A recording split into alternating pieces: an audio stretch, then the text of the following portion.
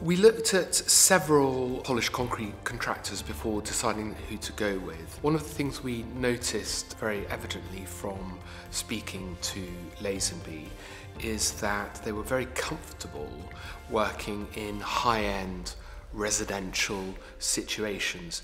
They were geared up to it. By working with us early on, we knew in what direction to go prior to the pouring of the concrete, and in fact they also visited us shortly before the concrete was poured so that there were no surprises on the day. So that really helped calm things down and know that everything was on track. I would say that it's important that you don't necessarily go for the cheapest installer.